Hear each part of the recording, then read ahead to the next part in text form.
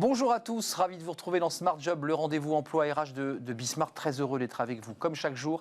Vous le savez, l'émission est en direct du lundi au vendredi. Débat, analyse, expertise et vos rubriques habituelles, bien entendu. On parle aujourd'hui Bien dans son job de l'intelligence collective massive. Qu'est-ce que c'est exactement ? C'est réunir des êtres humains, mais aussi les accompagner grâce au numérique. On en parlera avec le directeur général de Bluenove. Intelligence collective plus que jamais nécessaire en cette période Covid. Smart et réglo, les congés payés. Oui, c'est un sujet très classique, un peu casse-tête d'ailleurs en période Covid, ces congés payés, parce que certains ont accumulé beaucoup de congés. À quoi ont droit les salariés ? On en parlera dans quelques instants avec un avocat. La pause café, les gamers, ceux qui jouent, ils ont le vent en poupe. Les gamers sont aux manettes.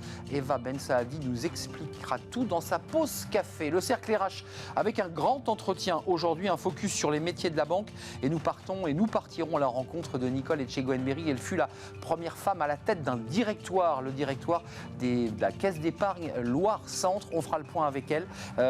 Qu'est-ce qui change ? Quelles sont les inquiétudes des employés, des collaborateurs de la banque ? On fera le point avec elle dans quelques instants. Et puis fenêtre sur l'emploi pour terminer notre émission. Ça concerne les parents qui ont des lycéens notamment. Comment aller étudier à l'étranger ? Ça c'est une question qu'on se pose souvent. Comment ça marche ? On en parlera avec celui qui a écrit un guide pratique justement pour aider ces lycéens à partir à l'étranger, apprendre une langue dans les meilleures conditions. Voilà le programme. Tout de suite, c'est bien dans son job.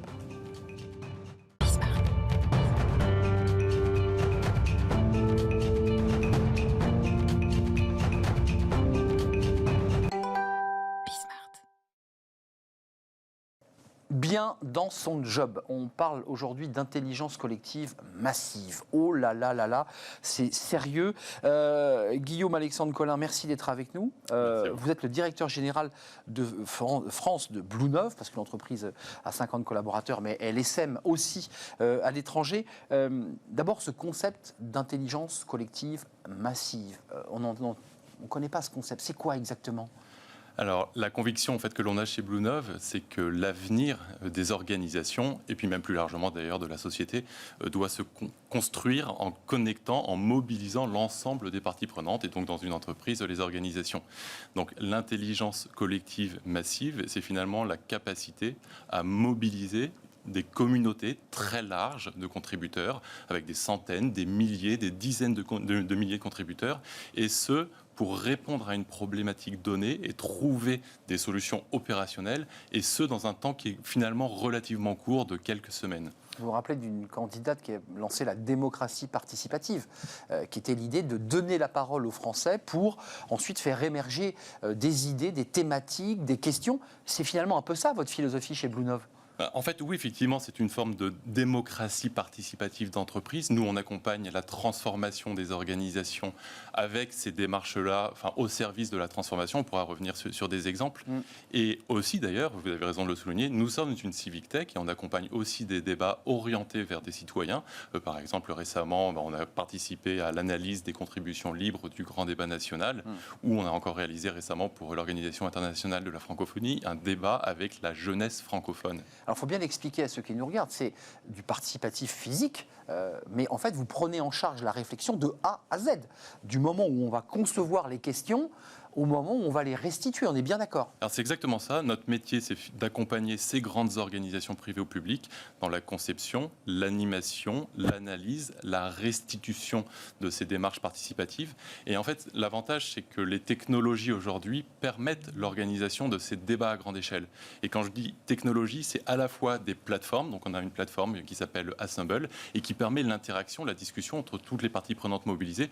Mais sans avoir besoin de se réunir autour d'un bureau, c'est ça l'intérêt ? Et effectivement, et même l'avantage, c'est que vous pouvez contribuer le soir, le week-end par exemple, en mode asynchrone et débattre avec vos collègues qui peut-être sont dans d'autres pays ou dans d'autres sites. Et on continue le débat, et on s'engueule un peu, et on contredit le point de vue de l'autre. Exactement, on émet une idée, on va argumenter l'idée de l'autre, on va donner des exemples, on va contre-argumenter, et c'est cette richesse de l'interaction qui va permettre des discussions profondes. Tout ça, qu'on soit bien précis, le numérique et les algorithmes, on en parle beaucoup sur ce plateau, vont digérer on peut le dire comme ça, vont digérer et ensuite faire ressortir quoi, les éléments clés, les éléments de contradiction pour que le client, votre client, sache les points sensibles, les points de rupture et les points d'accord aussi. C'est exactement ça. On a différents algorithmes qui viennent en support d'une analyse humaine. L'humain reste quand même... Le cerveau n'a pas la capacité... Exactement, puis c'est important effectivement de maîtriser ces différentes technologies. Mais donc nos algorithmes vont nous aider soit à capturer en quelque sorte les problématiques, les solutions actionnables, les arguments, les exemples qui sont donnés et les aider à se développer, mais aussi à qualifier les consensus et les clivages de votre organisation. Et ça devient un objet, je dirais, d'aide à la décision pour ceux qui sont en direction générale ou autres. Donc ça, c'est une demande. On vous dit, l'entreprise vous dit, qui devient votre client. On est en train de transformer, on veut l'engagement des collaborateurs, puisque c'est ça la problématique. Et vous allez évidemment les accompagner avec ces outils. Exemple, vous en avez un très concret, vous avez cité beaucoup d'exemples. Il y a la RATP, là, aujourd'hui, qui fait appel à vous. Qu'est-ce qu'elle vous a demandé et où en êtes-vous du processus? Alors, peut-être sur ces différents exemples, déjà avant de creuser celui de la RATP, donc ce genre de démarche, ça peut permettre de co-construire une stratégie, une vision prospective, un plan de transformation, résoudre une problématique comme comment travailler demain, et par exemple, et c'est le cas avec le groupe RATP, co-construire sa raison d'être.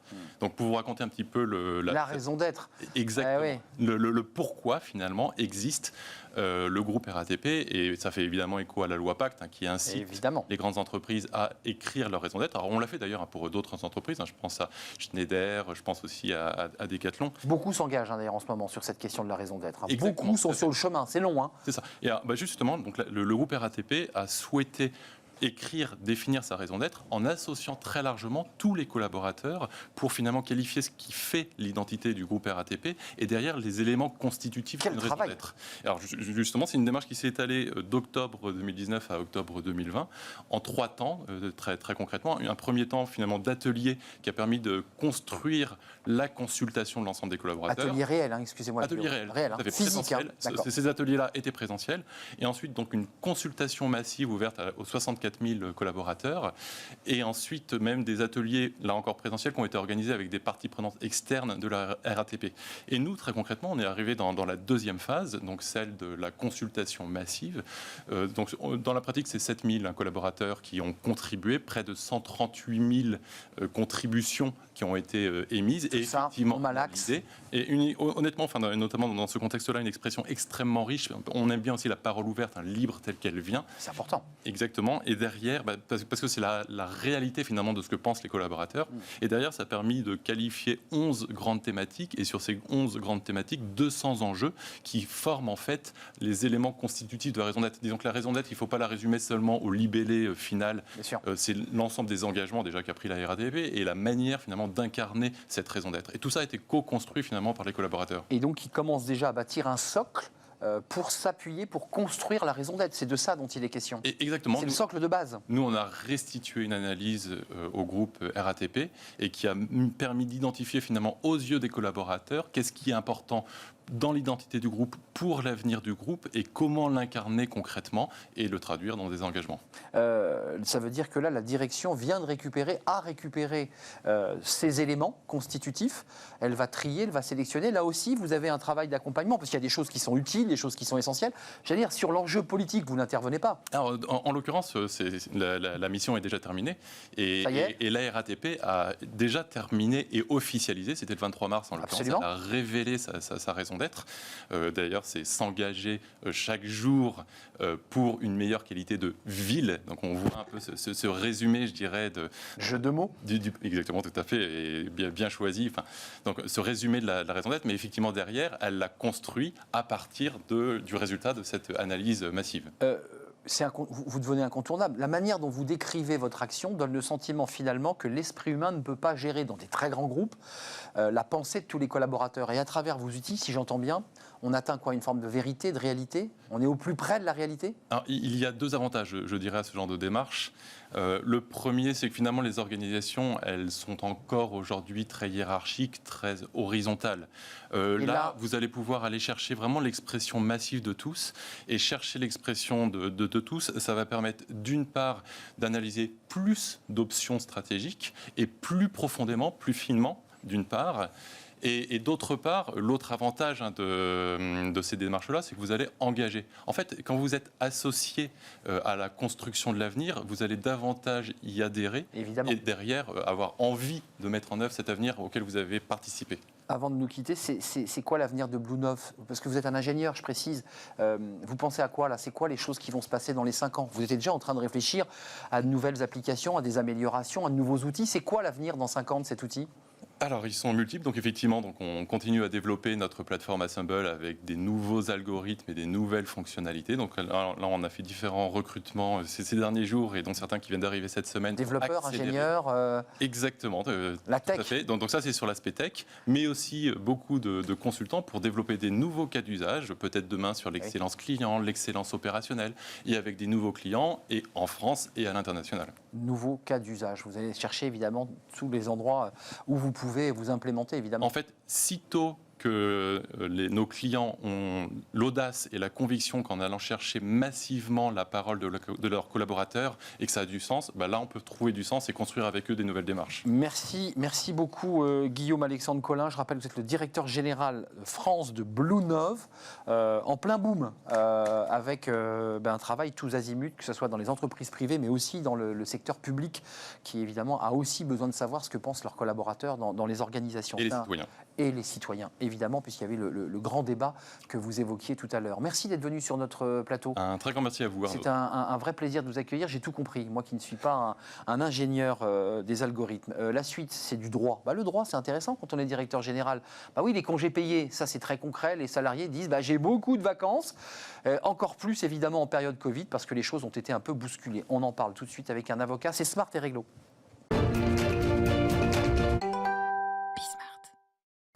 Smart et Réglo, le droit, rien que le droit. Oui, c'est important, Nicolas Mancret, faire du droit, c'est votre métier. Vous êtes avocat en droit social au cabinet Jantet. On parle d'un sujet comme ça qui, en apparence, paraît un peu plat, les congés payés, mais pas si plat que ça. D'abord, il y a des règles précises, on va les définir avec vous. Et puis, j'ai envie de vous dire, en deuxième partie, on parlera des complexités du Covid, avec des congés payés qui n'ont pas été pris, des salariés qui aimeraient les prendre. On en parle avec vous. D'abord, première question basique, est-ce que l'employeur peut imposer les congés? Le Code du travail répond à la question, Arnaud. L'employeur peut imposer la date de prise des congés ainsi que l'ordre dans lequel les congés vont être pris par l'ensemble de la collectivité des salariés. D'accord, donc il dit les vacances, les grandes vacances, ça sera en août. Personne ne peut dire, mais moi je préfère partir en vacances, en juillet. Ah non, c'est l'employeur qui va décider. Il faut bien sûr accepter une règle d'égalité de traitement. Et le Code du travail suggère de retenir les critères liés à la charge d'enfants, éventuellement personnes à charge, enfants handicapés et autres circonstances. Il y a un projet de loi qui est sorti de l'état d'urgence sanitaire. Ça modifie les choses ou pas, ça? Il y a eu des modifications? Parce que j'évoquais le Covid, ça a tout chamboulé. Alors, il y a eu deux étapes. Tout d'abord, une ordonnance de mars 2020 modifiée en décembre 2020 qui prévoyait 2 règles.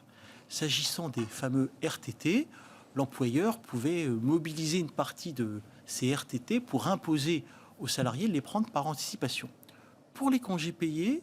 Qu'on soit précis, ça veut dire que pendant le Covid, pendant cette période de confinement, on disait aux salariés, vous avez 10 jours de RTT, vous les prenez. Exactement.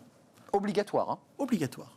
Pour les pour les congés payés, c'était plus compliqué. Il faut d'ailleurs toujours un accord d'entreprise ou un accord négocié au niveau de la branche. S'il est signé, l'employeur peut faire 2 choses. Il peut imposer la prise de jours de congé par anticipation ou imposer sans délai une prise de congé payé selon un calendrier qui ne sera pas celui du salarié. Il y a toutefois une limite, c'est la limite de 6 jours. Actuellement, il y a un projet de loi qui est en discussion et dont l'objectif est de passer de 6 à 8 jours de congé. Donc ce n'est pas fondamental. Et encore une fois, la règle de droit, c'est la règle que les parties voudront se donner dans l'entreprise, puisqu'il faut qu'il y ait un accord qui soit signé entre l'employeur et les organisations syndicales. Donc alors, quand il n'y a pas d'organisation syndicale, parce que c'est un sujet qu'on a souvent sur ce plateau, il y a parfois des entreprises qui n'ont pas de représentants. Oui. L'accord est signé avec le délégué du personnel qui n'est... Alors, on peut signer un accord dérogatoire avec les élus du CSE. C'est une modalité qui est prévue depuis 2017. Il y a quelques règles techniques qui le permettent. Alors, question un peu basique comme ça en apparence, mais est-ce qu'il est possible d'être en arrêt maladie et en congé? Parce que souvent, c'est une question qui est posée, ça. Alors, il y a 2 hypothèses. C'est celle où vous êtes en arrêt maladie avant le début de vos congés. Ça peut arriver. Dans ce cas, le droit est assez protecteur, puisque si vous étiez déjà malade et que les congés arrivent, vous pouvez demander à reporter cette prise de congé. D'accord. Tout à fait possible. Simplement, l'employeur pourra vous dire « OK », mais je veux quand même vous imposer une date précise de cette prise des congés. Ça peut être la fin de votre arrêt maladie ou un calendrier que l'employeur va pouvoir fixer. Dans les faits, c'est souvent assez mal vu, ce genre de situation. Vous savez, quand on enchaîne ses vacances par une période d'arrêt maladie, enfin, je vois sourire, mais c'est vrai que c'est parfois mal interprété. C'est parfois tout à fait réel, mais c'est parfois mal interprété. Ça peut être mal interprété. Comme toujours, il y a les vraies situations et puis celles où peut-être il peut y avoir des abus. Tout dépend évidemment de l'objet de l'arrêt maladie. Est-ce qu'il est psychologique? Est-ce qu'il est lié à une mauvaise grippe ou d'autres circonstances? Il faut être prudent quand même en période de Covid, évidemment. C'est vrai, parce qu'il y a eu aussi tout l'impact psychologique de salariés qui avaient très peur et qui allaient voir le médecin. Ils n'avaient rien, mais préféraient se protéger par l'arrêt maladie. Quels sont les droits en congé payé, en matière de congé payé, pour les salariés à temps partiel? Parce que là, on était sur des CDI classiques, à temps plein, avec des RTT classiques. Pour le temps partiel, pour les femmes notamment en grande surface, je pense à elles. Alors, lorsqu'on est salarié à temps partiel, en fait, on a le même droit en termes de congés payés, c'est-à-dire 2,08 jours par mois, qui vont être pris évidemment en considération de l'agenda du salarié qui est occupé à temps partiel. Je voudrais par contre revenir sur un point qu'on a évoqué à l'instant, c'est l'hypothèse où vous êtes déjà en congé payé et vous tombez malade. C'est vrai. Eh bien, dans ce cas-là, c'est la première cause de suspension du contrat qui s'applique. Ça veut dire que vous serez considéré comme étant en congé payé et l'arrêt maladie n'aura pas d'incidence sur votre décompte de jours de congé. D'accord. Donc on prend ses vacances, mais malheureusement on tombe malade. Voilà. Patatras, on est dans ses vacances. On est d'accord. Exactement. Simplement, il n'y a pas un compteur qui décompte le nombre de jours de vacances pendant lesquels on était malade. Ah non. Vous restez en congé. Par contre, si cette maladie, hélas, dure, eh bien, la suite de vos congés payés vont devenir des arrêts maladie. Il y aura la difficulté que vous avez évoquée, qui peut être la suspicion d'un congé maladie qui ferait suite à des congés payés. Avant de nous quitter, on le sait, pendant cette période Covid, il y a eu beaucoup de congés qui n'ont pas été pris, puisque beaucoup de personnes sont restées soit en arrêt maladie, on l'évoquait, soit en télétravail, et ont travaillé de chez elles. Comment on fait? Il va falloir purger en fait tous les congés là. L'employeur doit les purger avant quoi? Mais c'est trop tard là. La règle, c'est que si les congés ne sont pas pris avant le 31 mai, ils sont perdus, sauf s'il y a un accord d'entreprise ou un usage qui permet le report. Là, il y a une difficulté très opérationnelle pour les employeurs, c'est qu'on ne peut pas laisser tout le monde partir en congé. Au moment où on reprend. Au moment où l'activité va s'ouvrir. On ne peut pas non plus les supprimer parce que ça va être mal vu et souvent, si ces congés n'ont pas été pris, c'est que les salariés ne pouvaient pas partir en vacances. Donc il y a une négociation qui aura lieu dans l'entreprise pour échelonner la date de prise de congés. La difficulté, c'est qu'évidemment, il ne faut pas que tout le monde parte au mois de juillet-août, sinon les entreprises ne pourront pas fonctionner. Donc ça veut dire que pour les DRH, c'est un travail de planning, d'organisation de planning, et travailler comme ça en faisant partir les salariés par petites vagues.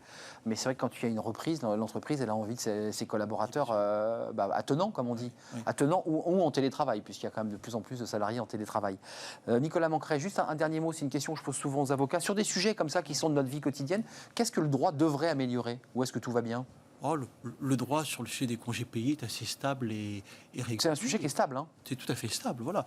Après, la vraie question, c'est le télétravail que vous avez évoqué. Est-ce que les négociations d'entreprise vont permettre d'y aboutir ou est-ce qu'il faudra qu'après l'accord national interprofessionnel qui a été signé au mois de novembre, il faille... Non obligatoire, hein, Nicolas. Non obligatoire, en fait. Mais il y a une nouvelle discussion qui est en train de s'ouvrir, donc le sujet n'est pas clos. Le sujet n'est pas clos, effectivement. L'ANI, mais qui était un ANI d'observation et de recommandation, pour le coup, entre le MEDEF, qui d'ailleurs avait rechigné, rappelez-vous, à s'asseoir autour de la table, et qui finalement avait signé cet accord national interprofessionnel. C'est un plaisir de vous accueillir, Nicolas. Merci Arnaud. Vous revenez quand vous le souhaitez, avocat en droit social, cabinet Jantet, pour faire un focus, on vient de le faire, sur les congés payés. On fait une petite pause café, tiens, vous connaissez notre rendez-vous, c'est la pause café avec Eva Ben Saadi. On s'intéresse aux gamers. Bah oui, alors pas uniquement les jeunes qui sont devant leur écran d'ordinateur à jouer des nuits entières et à énerver les parents un peu. Non, les gamers qui ont le vent en poupe dans l'entreprise. Eva nous explique tout.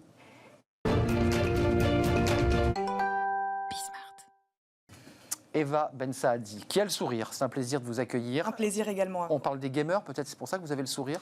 Ouais, tout à fait Arnaud. Les gamers ou adeptes de jeux vidéo, on va le dire à la française, ont pour l'instant plutôt mauvaise réputation encore dans les entreprises. Vous le disiez, pour l'instant, ils ont encore plutôt mauvaise réputation. Ils sont souvent associés au stéréotype du no-life, pas de vie, ou à l'addiction que peut provoquer le jeu. Pourtant, certains gamers développent des compétences et des comportements essentiels à n'importe quelle organisation. Gestion de projet, travail en équipe, stratégie stratégie ou encore leadership. Recruter des gamers peut donc apporter des solutions originales et efficaces aux challenges des entreprises de demain, Arnaud. C'est quoi le point commun, Eva, entre jeu et entreprise pour ceux qui ont joué à Fortnite? Parce que c'est le jeu qui marche très bien en ce moment. Vous connaissez Fortnite, on va en parler tout à l'heure. Oui, je sais que vous allez en parler, mais c'est vrai que c'est un jeu incroyable. Évidemment. C'est quoi le lien entre entreprise et jeu? Eh ben, il y a plusieurs points communs, Arnaud. Un jeu se caractérise déjà par un ensemble de joueurs, un ensemble de stratégies et d'actions possibles, de récompenses en fonction des performances et bien sûr de règles du jeu. On peut donc facilement comparer ça aux entreprises. Les marchés sont caractérisés par un ensemble de concurrents, de clients et de fournisseurs qui doivent atteindre des objectifs et prendre des décisions pour améliorer leur rentabilité et conquérir des parts de marché tout en respectant la législation. Un exemple donc d'un jeu dont vous parliez à l'instant. J'ai spoilé. Exactement, Fortnite, Save the World. 4 joueurs s'associent dans ce jeu pour survivre ensemble dans un monde post-apocalyptique, peuplé de zombies. Je ne sais pas si ça vous donne très envie, Arnaud. Non, mais j'y ai joué, donc je vois très bien. Super. Eh bien, l'univers hostile dans lequel ils évoluent dispose d'une économie et d'une monnaie propre. Les joueurs doivent acquérir et optimiser leurs ressources, établir des stratégies, anticiper les dangers, réaliser même des transactions. Toujours dans Fortnite, Arnaud, les vagues de tempêtes et d'attaques de zombies peuvent même être considérées comme une métaphore organisationnelle des vagues de changements et d'agressions que subissent les entreprises, comme cette crise de la Covid-19, par exemple. Un chiffre, ou plutôt 2, seulement 39% des personnes qui ne jouent pas se sentent confiants face aux défis inattendus, quand 56% de ceux qui jouent se déclarent parés à toute éventualité. Ce sont les résultats d'une étude réalisée par l'Institut Ipsos. Oui, c'est vrai que ça développe évidemment cette espèce de sentiment de toujours aller de l'avant. Je précise que Fortnite a attaqué Apple, vous avez vu, tout à fait récemment, pour concurrence déloyale. Les entreprises, concrètement, elles y croient ou pas? On les embauche, ces gamers un peu bizarres là, qui pensent qu'à jouer? Elles y croient pas encore beaucoup, mais elles commencent à y croire. Certains jeux très populaires sont aujourd'hui considérés comme des formations même plus performantes que celles délivrées dans les écoles ou les entreprises. Et les grandes entreprises commencent un peu à le comprendre. Elles utilisent de plus en plus, Arnaud, des serious games pour recruter et former des collaborateurs. Une entreprise comme McDonald's, par exemple, CMI, elle représente à elle seule quand même 40 000 recrutements par an. Mais pourquoi ces gamers feraient des bons managers après tout? Je l'ai dit un peu tout à l'heure, encore une fois, la preuve par l'exemple, Arnaud, dans un jeu de rôle multijoueur, encore une fois, les gamers évoluent au sein de ce qu'on appelle une guilde. Je ne sais pas si vous savez ce que c'est. Une guilde, c'est un groupe organisé de personnes qui collaborent pour atteindre ensemble des objectifs communs. Un chef de guilde recrute donc les membres de son équipe selon leur savoir-faire et leur savoir-être et licencie ceux qui ne sont pas performants ou ont un mauvais comportement. Il exerce ses talents de communication à distance avec des joueurs collaborateurs de culture, de génération et même de profils socio-économiques différents. Et il parvient enfin, Arnaud, à créer une motivation, une cohésion et un sentiment d'appartenance très fort parmi des joueurs au profil hétérogène. Tout ce qu'il faut donc pour être un bon manager. Autre chiffre, Arnaud, 75% des sondés, toujours selon l'étude Ipsos, pensent que les jeux améliorent la capacité à penser de manière stratégique. C'est ça qu'il faut être un vrai leader quand on a son casque et son micro, et, ayant joué à ce jeu pour comprendre. Il faut être un vrai leader pour diriger son équipe. Pour communiquer à distance. Communiquer sans agressivité tout en étant suffisamment intense dans le jeu pour les accompagner. Comment on les accueille mieux, ces gamers? Parce qu'ils sont un peu sur le côté et pourtant vous nous dites qu'ils sont utiles. Ils pourraient être utiles. Ils pourraient être utiles à l'entreprise. C'est toute la complexité justement, c'est de les accueillir parce qu'au-delà du fait qu'être un gamer est plutôt encore mal perçu, la plupart des organisations ne proposent pas encore des conditions favorables pour accueillir ces adeptes de jeux vidéo. Un environnement de travail vertical, hiérarchique, bureaucratique, cloisonné et rigide est inadapté, Arnaud, pour de tels profils. Les gamers, eux, préfèrent évoluer dans des organisations horizontales, transverses, dynamiques et agiles qui correspondent mieux à leurs pratiques. Les recruteurs se retrouvent donc encore en difficulté pour attirer, intégrer et conserver ces talents sans leur imposer un formatage. C'est pas si simple de pouvoir intégrer dans une hiérarchie structurée des gens qui sont un peu nos limites, nos horaires, et qui mangent un peu quand ils ont envie, à l'heure où ils ont envie.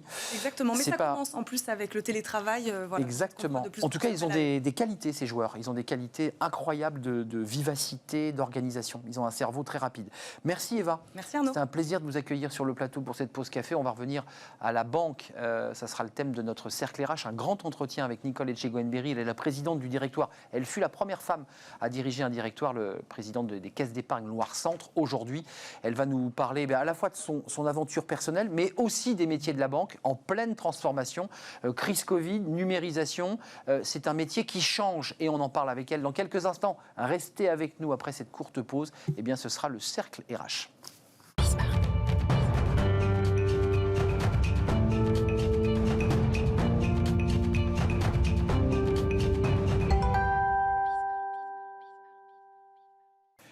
La pause café est terminée, le cercle RH maintenant, sous forme de grand entretien. Aujourd'hui, on va parler de la banque, des métiers de la banque, de la transformation, et puis du rôle des femmes aussi dans la banque. Nicole Etchegoyenberry, c'est un plaisir de vous accueillir sur le plateau de Smart Job, présidente du directoire de la Caisse d'épargne Loire-Centre. Ça veut dire que c'est une grande région, c'est pas la région Centre, c'est de Tours à Orléans, c'est cette grande région? Oui, en fait, c'est la région...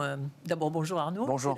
C'est la région administrative. Donc, Centre-Val de Loire, sur 6 départements. 1650 collaborateurs 1750. 1750, oui, j'étais pas loin. Ouais. Vous êtes aussi présidente du réseau féminin, L, avec un S, groupe BPCE. Pour ceux qui ne vous connaissent pas, vous êtes une femme très engagée. D'abord, je le redis, vous avez été la première femme à la tête d'un directoire. C'est souvent des hommes un peu aux cheveux blancs de plus de 55 ans. Ça vous fait sourire, mais c'est vrai, ces patrons de directoire. Et vous êtes venus un peu bousculer tout ça. C'est difficile de faire sa place dans un monde d'hommes, dominé par des hommes, notamment dans le monde de la banque. Oui, alors, c'est du... Vous avez souri, hein, ça vous a fait rire. Oui, parce que d'abord, je pense que j'aurais pas fait la même carrière s'il y avait eu des réseaux féminins à mon époque. Voilà. Et puis deuxièmement, effectivement, il faut faire sa place. Je pense que une fois de plus, c'est les femmes, au-delà de oser, qui est notre sujet, c'est de oser, de travailler sur des projets professionnels. On est voilà, ça fait partie aussi des barrières que se mettent elles-mêmes les femmes. Mais autrement, je pense que un des problèmes que nous avons, c'est le fait de ne pas être dans des réseaux. Et donc de ne pas être aspiré dans des réseaux, d'ailleurs, formels ou informels. Quoi. On a reçu une femme, d'ailleurs, qui nous évoquait cette question de difficulté de créer son propre réseau. Qu'est-ce que vous avez dû sacrifier avant de parler de la banque et des métiers de la banque qui se transforment partout et aussi au sein des caisses d'épargne, banque sociétaire, on en parlera évidemment avec vous, c'est très important. Qu'est-ce que vous avez dû sacrifier? Vous avez fait 12 ans à la tête de ce directoire, oui. 20 ans dans la banque.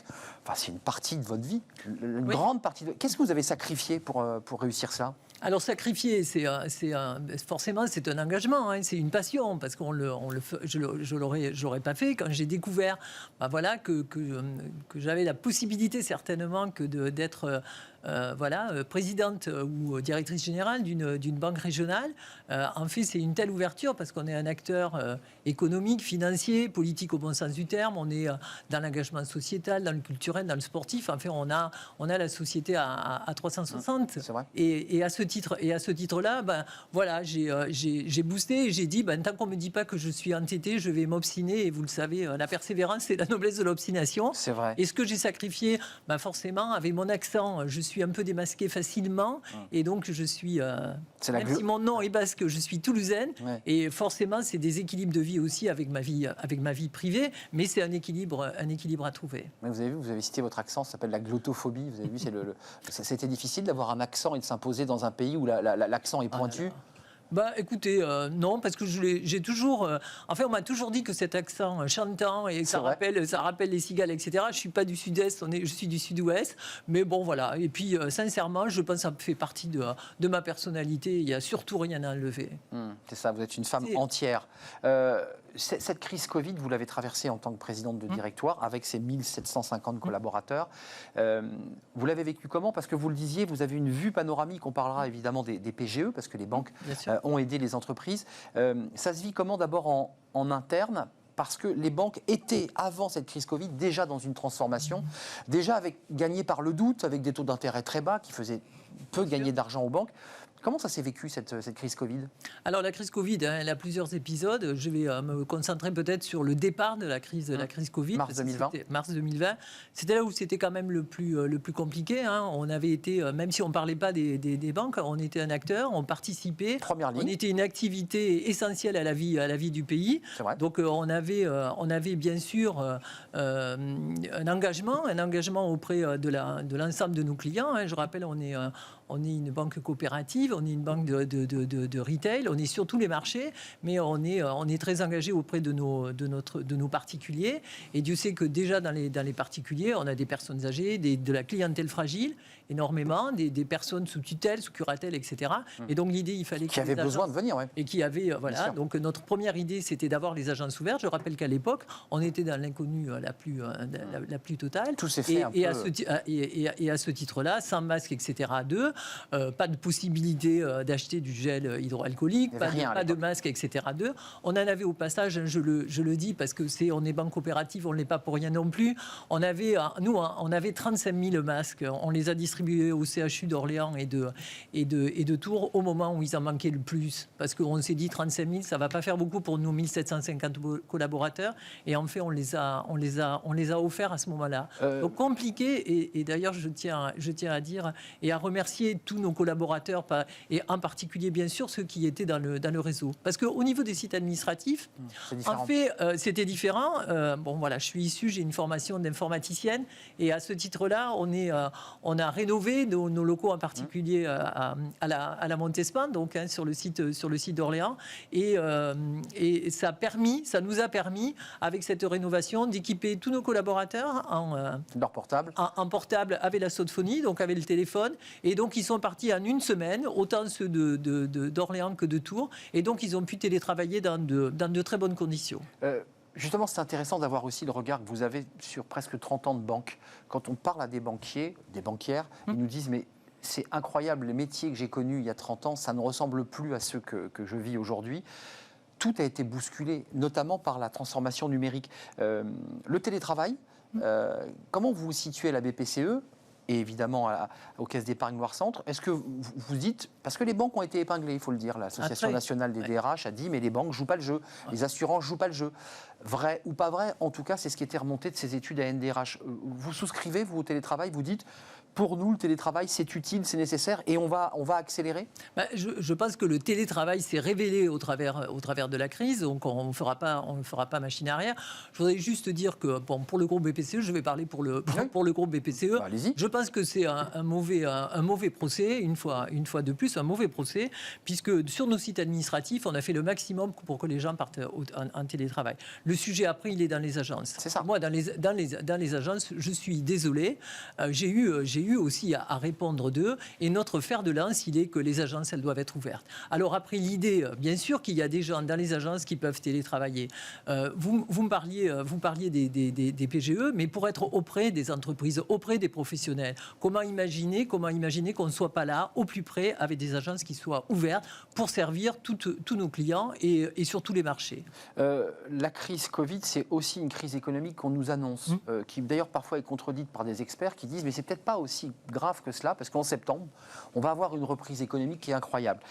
En 2020, vous avez distribué 2700 PGE pour un montant de 370 millions d'euros à des entreprises de votre bassin économique. Et des pros. Et des professionnels, bien sûr. Qu'est-ce qu'elles vous disent aujourd'hui, après un an? Certains disent, ce PGE, je n'y ai pas touché. D'autres disent, moi, j'ai consommé mon PGE intégralement.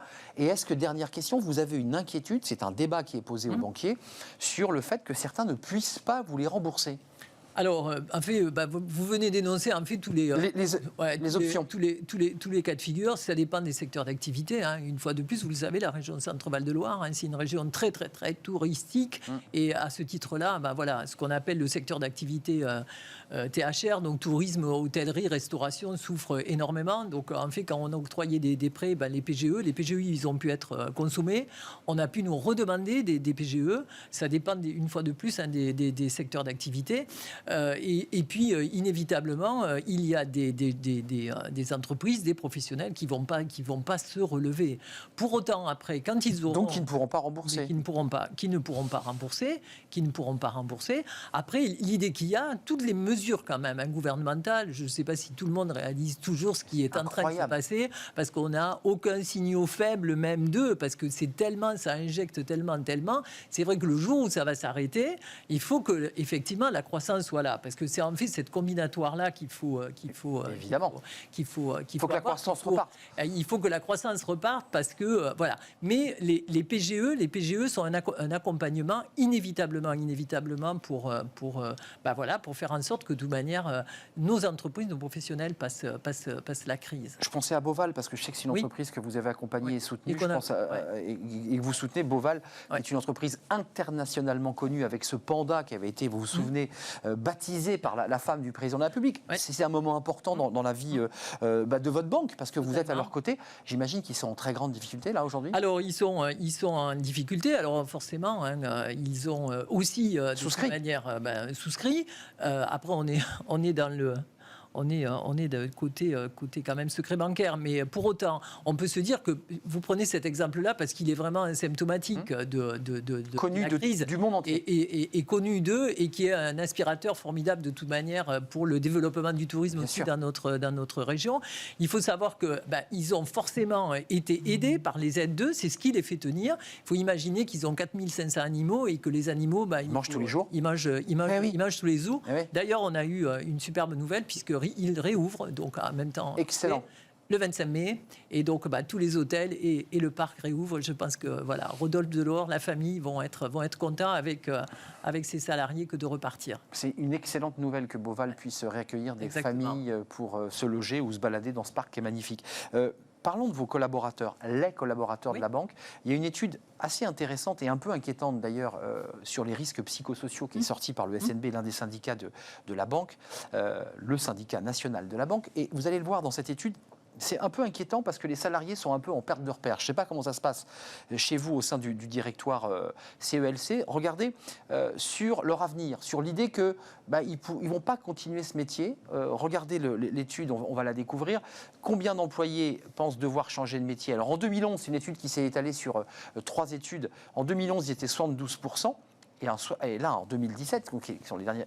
Ils sont 79% à évidemment être inquiets, et c'est même de se demander s'ils vont continuer dans la banque.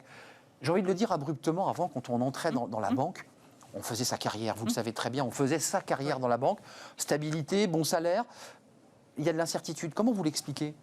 Alors bon, ça date pas d'hier. Alors la crise est une fois de plus à la fois un révélateur, et puis je pense que si on réinterrogeait des gens qui étaient partants il y a 2 ans, ils ne le sont plus, parce que et puis certains qui partent. Pourquoi ? Et qui trouvent et de penser qu'ils auraient l'herbe plus verte ailleurs. En fait, ma foi, des fois ils ont des convenus.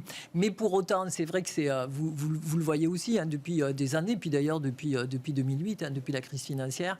En fait, les valeurs bancaires n'ont cessé que d'être massacrées. C'est un secteur bancaire qui est pas porteur. C'est vrai que c'est un sujet, si vous discutez avec les RH de toute manière des banques, on vous le dira tous, et même nous dans les régions. Et c'est pas que dans le rural, parce que là où on a des difficultés, parce que même à Orléans, même à Tours, on a des difficultés pour recruter. Donc une des façons, une fois de plus... Vous avez des difficultés pour recruter ? On a des difficultés pour recruter, et quasiment dans tous les métiers. Comment vous l'expliquez ? C'est incroyable. Et donc, ça fait partie, je dirais que ça fait partie aussi un petit peu des mystères. Quoi, de la formation initiale, alors de la formation, de l'attractivité, finalement, de l'attractivité.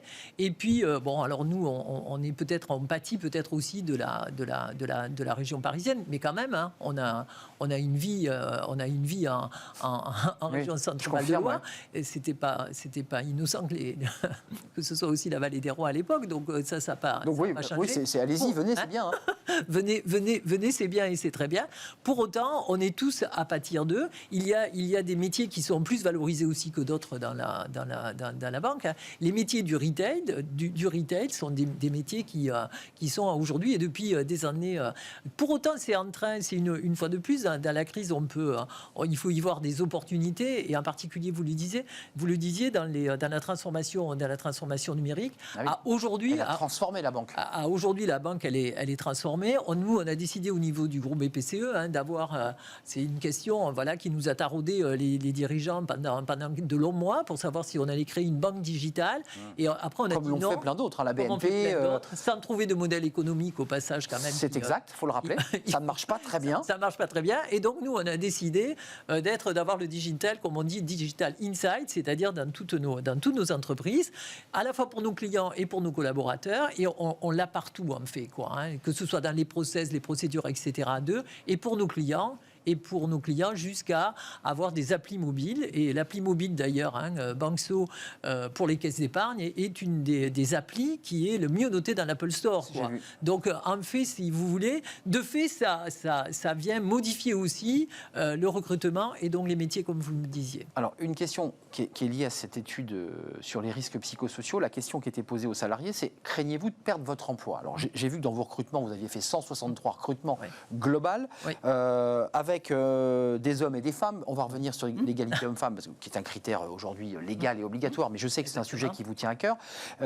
Avec des alternants, et vous dites, nous, on peine aujourd'hui à recruter. Regardez cette étude RPS, les salariés ont évolué depuis 2011, et vous allez le voir, ils étaient 23% avoir l'impression d'être menacés pour leur sécurité de l'emploi, puis on prend 10 points, plus de 10 points, presque 14 points. Ça veut dire aujourd'hui qu'il y a une inquiétude qui est liée dans tous les secteurs à la numérisation, et on nous dit, plus on numérise, plus on perd d'emplois. Comment ça se passe, cette problématique-là? Comment on reforme? Comment on reventile? Comment on se sépare de collaborateurs? Oui, alors en fait, c'est toujours pareil. Il faut trouver la voie médiane qui convient. C'est déjà rappelé que nous sommes des banques coopératives. On est ancré sur nos territoires. On est la banque des territoires, de tous les territoires. C'est votre identité, ça. C'est notre identité. Donc, c'est d'être au plus près aussi du terrain. Et c'est essayer de combiner à la fois, comme on le dit, le meilleur de l'humain et le meillure du digital. Alors, quand on a dit ça, après, concrètement, qu'est-ce que ça fait quand on fait rentrer le digital? Mais c'est une façon aussi. C'est une problématique, ça, quand même. C'est une problématique.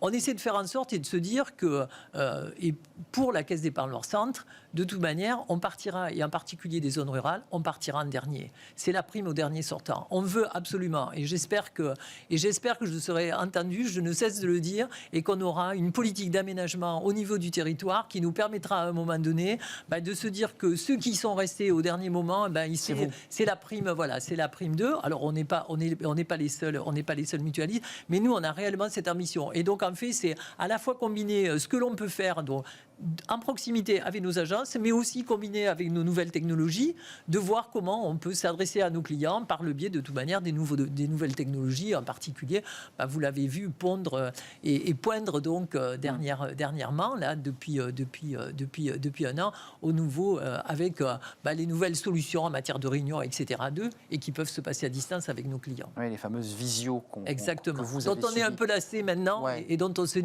chouette, vivement qu'on ait du contact. Les visios. Et le masque, vous avez vu, on évoque l'idée de pouvoir le retirer en plein air. Ce que j'entends dans ce que vous me dites, c'est qu'il y a aussi une évolution du consommateur. Le client a évolué. Dans cette étude RPS, que je ne vais pas reciter, mais en tout cas je l'ai lu attentivement, il y a aussi une crainte de vos collaborateurs sur les questions de sécurité. Ils expriment une inquiétude sur les questions de sécurité. Et puis des consommateurs qui ne viennent plus dans les agences au même horaire. Comment on fait? Parce que c'est vrai que parfois, basiquement, on se dit, tiens, je vais aller à la banque, mais c'est fermé. On change les horaires, on fait un 2-8. Comment on organise une agence pour qu'elle soit encore plus en proximité? Je sais que c'est un sujet sur lequel vous êtes en train de réfléchir. Vous réfléchissez. Oui, c'est un sujet. En fait, c'est un sujet finalement qui est permanent. L'amplitude. Donc c'est l'amplitude. Et puis c'est une fois de plus que d'avoir des solutions digitales. Par exemple, sur un crédit immobilier, je pense qu'on est une des premières banques. Une fois de plus, au niveau du groupe BPCE, on a mis vraiment très très très très fort les moyens sur l'IT, sur l'informatique et puis sur le digital. On a quand même besoin d'avoir un conseiller. Et donc, alors on a un conseiller, mais même sur le crédit immo, maintenant, de bout en bout, on peut faire de A à Z sur... A à Z sur un digital sans aucun sujet. Donc en discutant en virtuel avec quelqu'un. Et en discutant en virtuel, et puis avoir aussi la possibilité de toute manière de passer. On a une agence de banque en ligne, donc on peut se référer. Et puis, de banque en ligne. Une agence de banque en ligne. Après, on a le digital, on l'a partout, on l'a dans toutes les agences. Donc ils sont à même, c'est là où je dis le meilleur de l'humain et du digital, que d'aller au plus près et d'aller se renseigner, d'avoir des rendez-vous formels, parce que quand on achète un bien... c'est un moment important de sa vie quand même. C'est un acte. Le mariage, l'achat de la maison. L'achat de la maison, voilà, pour 80% des gens, il n'y aura que l'achat de la maison. Voilà. Après, il y en a 20% qui pourront peut-être acheter une deuxième fois une résidence secondaire. Mais il ne faut pas se rater. Il ne faut pas se rater, quoi. Il faut en garder un bon souvenir, si je peux me permettre. Et ça, voilà. Et puis, c'est une façon de rentrer en relation aussi avec les banques, parce que c'est là où... Et il ne faut pas oublier qu'on est très, très, très à même. Aujourd'hui, vous le savez, on n'est pas quand même topé comme pays où le service est roi en matière de qualité de service. C'est de vrais sujets. C'est quelque chose aussi qu'on travaille énormément. Et ça participe de la satisfaction des clients, et en particulier par le biais du crédit immobilier. C'est une entrée très forte, c'est de faire la démonstration de nos savoir-faire, mais avec une continuité de cette qualité de service. Je ne veux pas qu'on se quitte avant que vous nous parliez, vous y tenez beaucoup, de la place des femmes. On a commencé notre entretien parce que, je le redis, être la première femme à la tête d'un directoire, ça dit quelque chose dans nos sociétés. Ça veut dire qu'on est quand même dans une société très masculine, où en tout cas les femmes n'accèdent pas au poste à responsabilité. Vous faites partie de ces femmes qui avaient réussi à prendre votre place. Il y a un vrai travail que vous menez, en tout cas les caisses d'épargne, et vous sur la place des entrepreneuses. Pourquoi c'est si important ? Pourquoi c'est si important de dire à une femme, monte ta boîte, crée, voilà, invente ta vie ? Oui, alors, en fait, vous l'avez dit, c'est de ma propre expérience. Une fois de plus, et j'ai eu ce souhait. Et donc, voilà, j'ai créé le réseau des femmes, donc les ailes du groupe BPCE, qui fédèrent des femmes qui sont dirigeantes, cadres supérieures. Et en fait, l'idée, c'est d'être d'un réseau, un réseau de femmes. Et j'ai fait créer des réseaux. Alors, j'ai fait, voilà, on est un bureau, on s'est structuré, on s'est organisé. Donc, on a beaucoup bossé, et on est des leviers pour accélérer justement l'agenda de la mixité auprès de la politique RH du groupe, et donc auprès des entreprises. Et de la même façon, les caisses d'épargne, de façon un petit peu historique, on a toujours été partie prenante aussi pour développer l'entrepreneuriat au féminin. Et d'ailleurs, voilà, ça date de la semaine dernière où on a repassé un accord avec l'État pour booster donc cet entrepreneuriat au féminin. Mixité, mais aussi diversité et inclusion. Oui. Important. D'abord, ce sont des thèmes aujourd'hui qui sont surveillés, observés aussi par les marchés, parce que les entreprises qui s'engagent sur ce chemin-là sont mieux notées, mais parce que c'est aussi une conviction chez vous. Oui. C'est au-delà des marchés. Voilà. Donc voilà, ça fait partie des autres dada. C'est vos combats. Voilà, ce sont. Alors je sais pas si c'est un combat, mais n'empêche que ça fait partie quand même de. Voilà. La priorité que j'ai eue, c'était voilà les ailes. Après on n'aura pas le temps, mais j'ai aussi poussé quelque chose qui me tenait beaucoup à cœur. C'est voilà un très très très beau projet qu'on a développé au niveau du groupe BPCE et qui innerve dans toutes les caisses. C'est cancer, maladie chronique au travail. C'est pour faire en sorte de mieux intégrer la maladie au travail, parce qu'on se rend compte qu'on a de plus en plus de salariés, de plus en plus jeunes qui sont malades, qui sont touchés, gravement touchés, etc. Et l'idée qu'il y a, toute simple, c'est en fait qu'ils ne prennent pas la double peine, la peine de la maladie, la peine de la compromission de carrière. Donc en fait, c'est des... Vous encapsulez leur poste. Voilà. Et voilà. Et après, on a tout un tas, mais c'est très pratico-pratique pour les aider à passer avant, pendant, après. Vous leur dites, n'ayez pas peur, quand vous reviendrez, vous aurez un boulot qui vous plaît. Entre autres, et puis vous ne serez pas barré parce que vous avez été gravement. La discrimination à la maladie. La discrimination à la maladie. L'autre discrimination, et vous l'évoquez, c'est la diversité. Et donc là, sur le handicap, dans les critères de diversité, il y en a 5 qui sont considérés majeurs. Le handicap, le genre, et puis après, il y a le multigénérationnel, le multiculturel et l'orientation sexuelle. Et moi, j'ai pensé que c'était quelque chose qui était important après, de faire en sorte que notre entreprise, que nos entreprises soient finalement le miroir de la société. Oui. Et pour qu'elles soient le miroir de la société, il faut qu'on arrive à pousser ces critères-là. Donc il y a une start-up, Mixity, qui vous accompagne, qui promeut l'innovation, voilà, pour. Il faut faire les bons choix de recrutement là. Il faut faire. Et puis c'est surtout qu'ils ont, c'est Tech for Good, donc ils ont un site. Donc ça nous a permis, nous, première caisse d'épargne, et je pense au niveau du groupe, de toute manière, de participer à cette enquête et en fait finalement d'avoir des résultats. Et puis c'est surtout que, voilà, à la prochaine convention des managers qui aura lieu au mois de juin, au Zooparc de Beauval, 350 managers, on va faire une table ronde et finalement on va faire intervenir justement dans le cadre de l'orientation sexuelle des personnes qui aujourd'hui, même si on se dit que, et je pense que mon entreprise elle est plus inclusive, mais tant qu'on ne pose pas les sujets sur la table, tant que voilà, vous le savez, on n'a pas le droit, tout ce qui ne se mesure pas n'existe pas, on n'a pas le droit de faire des mesures, etc. Ça fait partie des sujets, quand on en parle, on pose les sujets. Merci. C'était un vrai plaisir de vous accueillir pendant ce long entretien. On s'est dit plein de choses. C'était important que vous nous parliez de cette notion d'inclusion aussi, de la discrimination liée aux maladies et au cancer. C'était un plaisir de vous accueillir, Nicole Etchegonberry, présidente du directoire du CELC, Caisse d'épargne Loire-Centre, et puis engagée dans tous ces réseaux dont vous parliez, les ailes notamment, qui sont bien connues en région Centre. Merci beaucoup, bon vent, bon retour en région Centre, à Orléans ou à Tours, puisqu'en fait vous vous déplacez beaucoup entre ces deux pôles. C'est bientôt terminé. On parle de fenêtres sur l'emploi, ça intéresse les parents, mais aussi les lycéens. Comment réussir à partir à l'étranger pour étudier, pour apprendre une langue? C'est souvent complexe et on va en parler évidemment avec l'auteur d'un guide justement pour accompagner les lycéens et peut-être au passage les parents. Ces fenêtres sur l'emploi.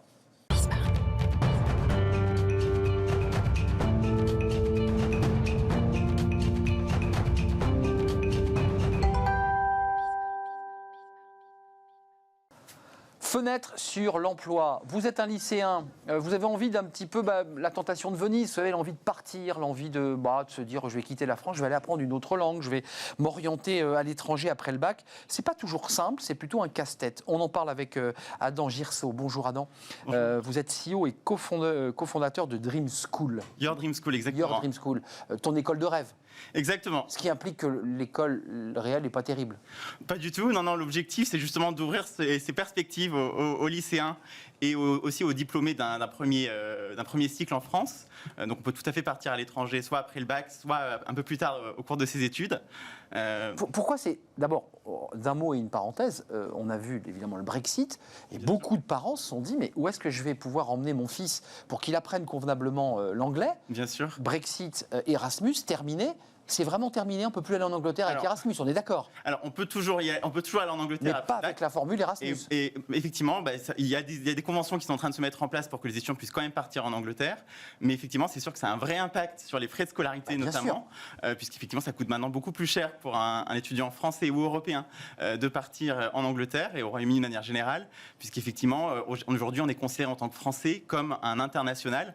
Et donc, les frais de scolarité sont de l'ordre de 20 à 30 000 euros par an maintenant, alors qu'ils étaient à 10 000 l'année dernière. Donc très sélectif pour des familles qui pouvaient, grâce à Erasmus, familles modestes, ils ne pourront plus le faire. Votre entreprise, votre livre, étudier à l'étranger après le bac chez Studirama, c'est important parce que non seulement vous avez une entreprise, mais voilà, vous avez fait ce petit guide.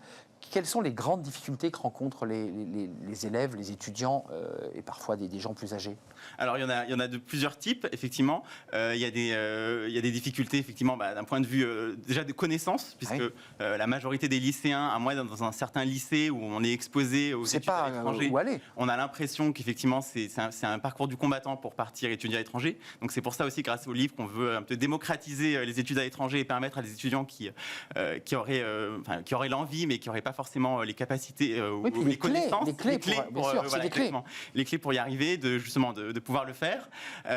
Donc effectivement démystifier les études à l'étranger, aussi montrer que c'est possible selon pour tous les budgets, puisqu'effectivement il y a des destinations aujourd'hui à l'étranger qui sont gratuites, notamment par exemple en Suède, mais aussi aux Pays-Bas où il y a des frais de scolarité qui sont de l'ordre de 2 000 euros ou 2 à 4 000 euros. On ne le sait pas. Donc en Irlande aussi c'est de l'ordre de 3 000 euros pour les Français, au Québec aussi. Donc en fonction de chaque pays, il y a des frais de scolarité qui sont aménagés. Exactement. Et donc les Français ont plutôt la cote, vous dites en Irlande, en Suède, aux Pays-Bas? Exactement, au Québec on en retrouve énormément, alors évidemment en Belgique aussi, en Suisse, mais c'est vrai qu'il y a quand même beaucoup d'alternatives à l'Angleterre, donc malgré le Brexit, pour les étudiants qui veulent partir à l'étranger, il y a encore quand même beaucoup d'options. Il y a deux sujets, il y a l'idée d'aller apprendre une langue à l'étranger. Bien sûr. Je pense notamment au chinois, par exemple, parce que qui est une langue aujourd'hui qu'on apprend à Paris dans certaines écoles maternelles. Bien sûr. Est-ce que la Chine aujourd'hui travaille sur des accords de partenariat pour faire venir des étudiants chez eux? Alors c'est vrai que c'est une destination dans laquelle pour l'instant on a moins d'intérêt peut-être que pour d'autres destinations parce qu'effectivement la distance, la barrière de la langue fait que c'est plus difficile forcément de partir en Chine. Après effectivement il y a énormément d'échanges qui sont possibles en Chine. Donc on voit beaucoup de nos étudiants qui partent en Europe, en Amérique du Nord ou ailleurs, qui font dans le cadre de leurs études un échange d'un semestre ou d'une année en Chine ou à Hong Kong. Donc ça c'est effectivement tout à fait possible. Mais c'est vrai que les destinations aujourd'hui, phares, restent quand même plutôt l'Europe ou l'Amérique du Nord pour la proximité.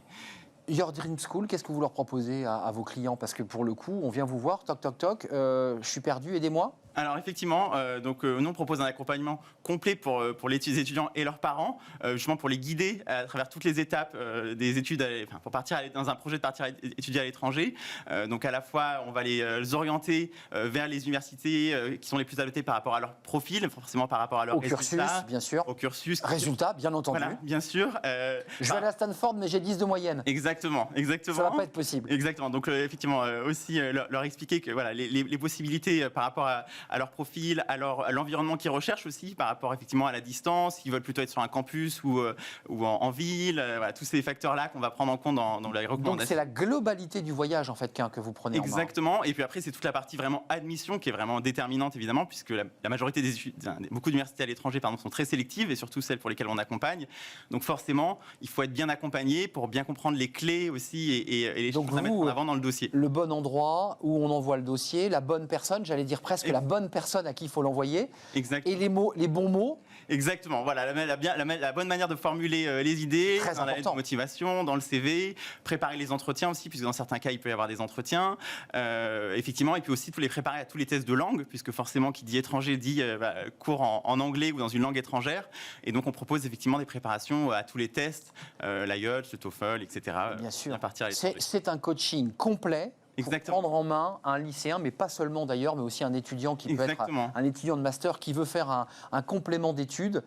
Vous les prenez en main de A à Z. Le livre. Même l'inverse, pardon. Allez-y. C'est-à-dire qu'on récupère aussi des étudiants qui sont partis à l'étranger après le bac, qui veulent revenir en France pour intégrer des grandes écoles notamment. Et là, donc on les accompagne aussi pour. Étudiants français, on est d'accord? Français, exactement. Mais il faut les réacclimater au modèle français. Exactement.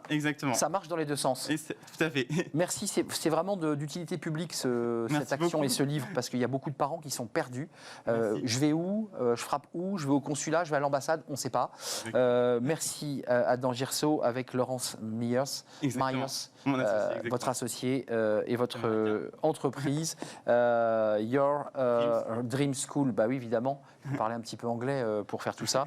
C'est sorti chez Studirama. Merci beaucoup d'avoir répondu à notre invitation. Merci à toute l'équipe. Merci à Emma, à Emma évidemment. Merci à Pauline Gratel. Merci à Romain Luc. Et merci à Justine pour le son. Merci à toute l'équipe et à Valentin pour l'accueil invité. C'est un plaisir d'être avec vous. J'ai passé un bon moment. J'espère que vous aussi. Je serai là demain pour de nouvelles aventures. Bye bye.